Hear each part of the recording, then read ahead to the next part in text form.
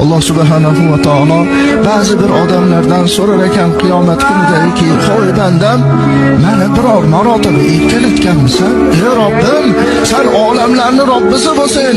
Mulukut dunyo va axiro, dunyo va oxiratning egasi bo'lsin. Qanday seni erkalatiladi?" Shunda Alloh taolo aytar ekanki, "Meni 99 ta ismi sifatim bor. Shu 99 ta ismi sifatimni hech bo'lmasa 10 tasini aytganingda edi, men erkalanardim." Ben erkalanardim. Necha yil umr kechirding? 70 yil, 80 yil umr kechiribman.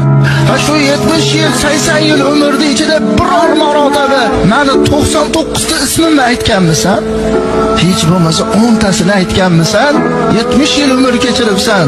Agar sen menga hech bo'lmasa 99 ta ismi sifatimdan 10 tasini bo'lsa ham aytib, "Ey Robbim, ber" deganingda, men erkalanib farishtalarga aytardim, "O bandamni qaragin, bir maqsadi bor ekan, mendan bir so'rashligi bor ekanki, ismlarimni aytib turibdi, guvoh bo'linglar, nima so'rasa beraman" deb Alloh taolo turib olar.